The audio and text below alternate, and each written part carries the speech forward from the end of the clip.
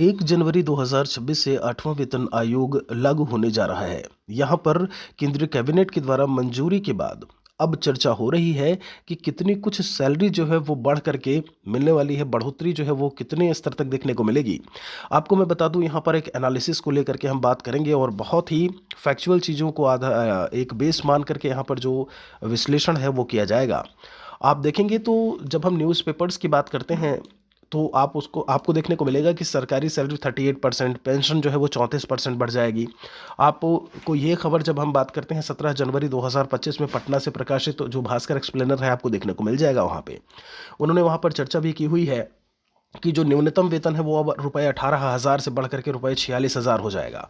तो आप समझ रहे हैं, जब हम 18,000 बेसिक पे को लेकर के बात करें या जो मूल वेतन है आपका, ठीक है, ये 18 कितना हो जाएगा, इन्होंने बोला 46,000। तो आप देख रहे हैं यहाँ पर 18 दूना 36, मतलब ये आप 2.5-3 गुने के आसपास इन्होंने सैलरी यहाँ पर बढ़ा दी।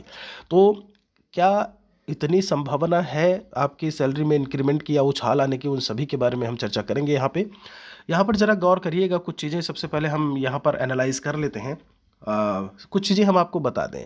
जब हम जनवरी 2016 की बात करें, चूँकि कुल मिलाकर के सारी चीज़ें कहीं ना कहीं जो आपका डीए है उस पर भी इसकी डिपेंडेंसी होती है। आप ये मान के चलिए जो बेसिक पे है, मूल वेतन है आपका, उसमें कितने परसेंट का इंक्रीमेंट, कितने गुना इंक्रीमेंट हो रहा है, परसेंट की बात नहीं करेंगे, कितने गुना इंक्रीमेंट हो रहा है, वही चीज़ आपका आप ये बोल देते हो कि जो न्यूनतम वेतन वृद्धि है आप उसे फिटमेंट फैक्टर के नाम से जानते हो। तो अब ये यहाँ पे जब हम बात करते हैं 2016 को लेकर के, 2016 में जब हम डीए की बात करते हैं, जो डीएनएस अलावेंस यानी महंगाई भत्ता था, वो लगभग 120% के आसपास था। अभी आप देखेंगे तो 53% चल रहा है। जुलाई 2025 में 3% बढ़ोतरी कर लीजिए, फिर आप लास्ट में दिसंबर में 6-6 महीने पे बढ़ता है तो दिसंबर 2025 में कर लीजिए। कुल मिलाकर के आप अगर 60% भी लेते हैं तो उस समय 120% था, और उसको कहीं ना कहीं फिटमेंट फैक्टर में जब चेंज होने की बात आई तो वो कितना हो गया, 2.57% हो गया। और तब सैलरी 7,000 वाली 2.57% करके वो कितने के आसपास हो गया, 18,000 के आसपास, जो न्यूनतम वेतन था। अभी यहाँ पर हमारा लगभग जो डीए है वो कितना आ रहा है, 60% ही आ रहा है, 60% से इवन कम ही है। तो ऐसे में फिटमेंट फैक्टर क्या होगा आप समझिएगा। अब आप समझ सकते हैं कि 2.57 या 3 या 2.86 जो चर्चा है वो की जरूर जा रही है, लेकिन एक अगर हम आधार लेकर के बात करें तो आप यहाँ पर जरा इस पर गौर करिएगा। लिखा है नेट पे कमीशन फिटमेंट फैक्टर में भी 1.84, इन 7th पे इट वाज 2.57। अब कैलकुलेशन की बात करें, आप देखिएगा दिसंबर एंड तक, देखिए बहुत अच्छी बात है कि यहाँ पर लगभग मान लीजिए कि 60% हमारा क्या हो गया, डीए हो गया। बेसिक अगर हम मानते हैं कि 100 रुपये है तो ग्रॉस हमारा कितना हो जाएगा, इन चीज़ों को जरा लेकर के बात करिएगा। बेसिक पे और डीए हम दो ही चीज़ें जोड़ रहे हैं ऐसे में, तो ग्रॉस सैलरी में हमने केवल और केवल डीए जोड़ा है, क्योंकि जैसे वेतन आयोग आएगा डीए शून्य होगा। तो 100 रुपये जो हमारा बेसिक पे था हमने यहाँ पर मान लिया है, 60% उसमें हमारा डीए हो गया, तो ये कितने रुपये हो गया, 160 हो गया।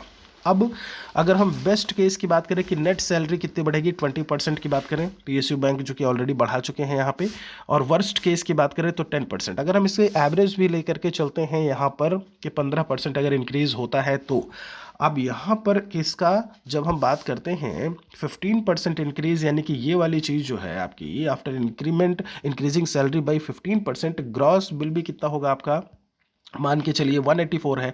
अब यही 184 आपको जो है वो फिटमेंट फैक्टर के रूप में 1.84 के रूप में यहाँ पर देखने को मिलने वाला है।